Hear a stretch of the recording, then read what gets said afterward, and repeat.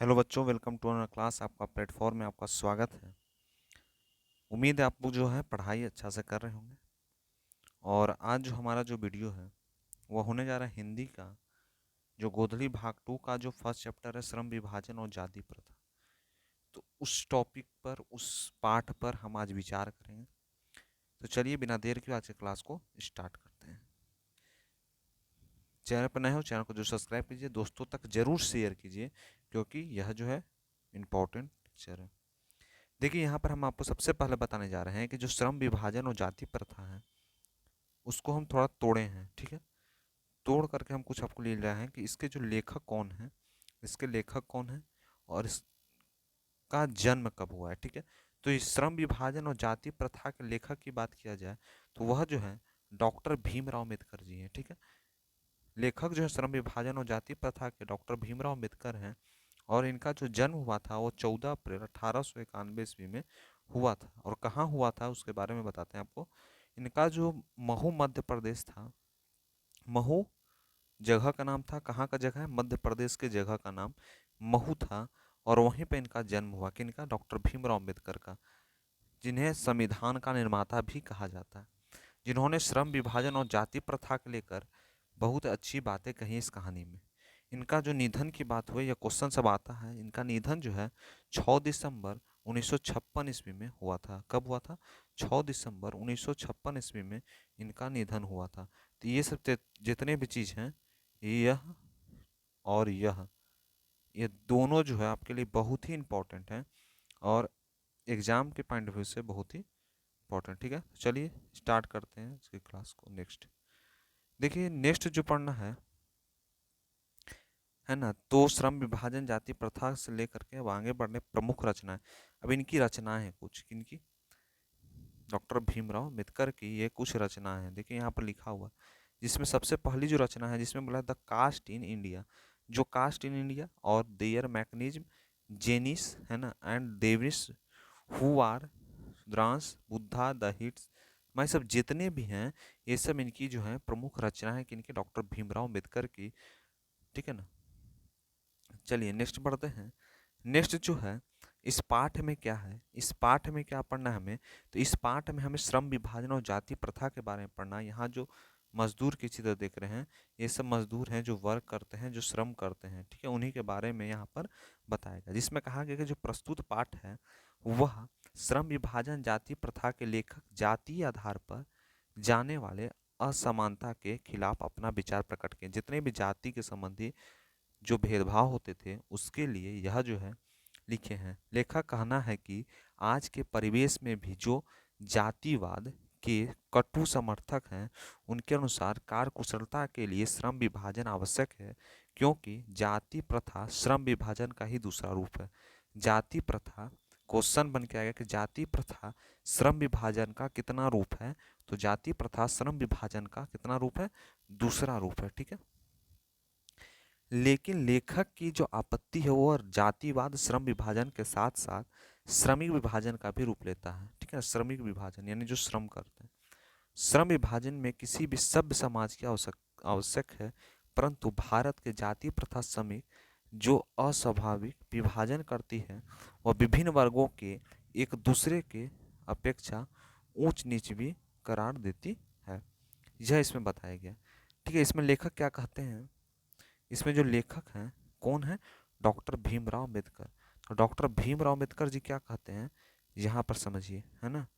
तो वह कहते हैं कि जो लेखक कहते हैं, क्या कहते हैं, देखिए लेखक कहते हैं कि जाति के आधार पर जो श्रम विभाजन में विश्व में किसी भी समाज की नहीं पाया जाता, और जाति प्रथा को आदि यदि श्रम विभाजन माना जाए, जाति प्रथा को अगर श्रम विभाजन माना जाता है तो यह स्वाभाविक नहीं है, क्योंकि जब मनुष्य रुचि पर आधारित नहीं है तो इसलिए सक्षम समाज की कर्तव्य है। जब तक रुचि पर आधारित नहीं रहेगा तो सक्षम समाज की नहीं होगी। ठीक है, तो वह व्यक्ति अपने रुचि पर क्षमता के अनुसार पेशा आवश्यक कार्य चुनने की योग्य बनाते हैं। यानी जैसा रुचि है, जैसा आपका मन है वह पेशा कीजिए, जिसमें माता पिता के सामाजिक स्तर के अनुसार जो पेशा है अपनाने के मजबूर हो जाते हैं। मैंने माता पिता, माता और पिता, माता और पिता जो माता पिता जो पेशा अपना रहे हैं वही पेशा अपनाने के लिए जो हैं सब लोग क्या हो जाते हैं, उस पर निर्भर हो जाते हैं, मजबूर हो जाते हैं। जाति प्रथा गर्भ धारण के समय मनुष्य का पेशा निर्धारित करने के लिए दिया जाता है जो अन्नपूर्ण होता है। जो क्या होता है, अन्नपूर्ण होता है। ठीक है। नेक्स्ट बहुत पढ़ रहे हैं कि जाति प्रथा पेशे का दोषपूर्ण निर्धारण ही नहीं बल्कि जीवन भर के लिए मनुष्य का एक पेशा बांध देता है। जैसे हर जगह का हर चीज का पेशा एक बंधा देते हैं। ठीक है ना। तो वह जो है पुराने समय से चला रहा वही पेशा आप कीजिए। ठीक है ना। इन कारणों से किसी उद्योग धंधे या तकनीकी में परिवर्तन हो जाता है जो लोग भूखे मरने के अलावा कोई चारा नहीं रख पाता है, यानी भूखे रहने के अलावा। क्योंकि अगर आपका यह धंधा है, ठीक है, यह धंधा आपका बंद हो जाता है। जैसे आप एक जूता चप्पल का दुकान खोले, आपका पूर्वज से भी वह चला आ रहा है जूता चप्पल का, लेकिन अगर वह धंधा बंद हो जाता है तो आपको दिक्कत हो सकता है क्योंकि आप जाति से संबंधित थे। यहाँ पर यह बोला जा रहा है वो वह डॉक्टर भीमराव अम्बेडकर के द्वारा बताया गया। ठीक है ना। उस समय की बात है। ठीक है। अब तो बहुत चीज परिवर्तन हो रहा है। ठीक है।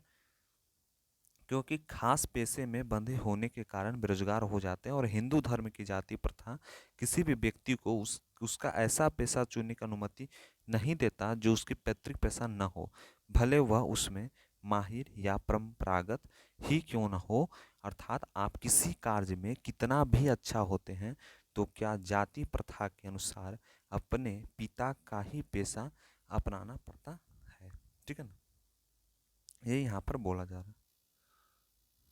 उसके बाद जब बात किया जाए कि लेखक कहते हैं कि भारत में जो पेशा परिवर्तन की अनुमति न होने के कारण बेरोजगारी होती है और जाति प्रथा के किए गया श्रम विभाजन किसी भी स्वेच्छा पर निर्भर नहीं होता, जिसके कारण लोग निर्धारित कार्य की रुचि के साथ विवस्तावस्त करते हैं। इस प्रकार जाति प्रथा व्यक्ति की स्वाभाविक प्रेरणा, रुचि तथा आत्मविश्वास को दबाकर उन्हें स्वाभाविक नियमों को जकड़ कर निष्क्रिय बना देती है, यानी उनका जो पेशा उस पेशा पर निर्भर कर देता है, तो जिससे जितने भी जाति के लोग हैं वो उस पर निर्भर हो जाते हैं और उसी में जकड़े हुए हो जाते हैं। ठीक है ना।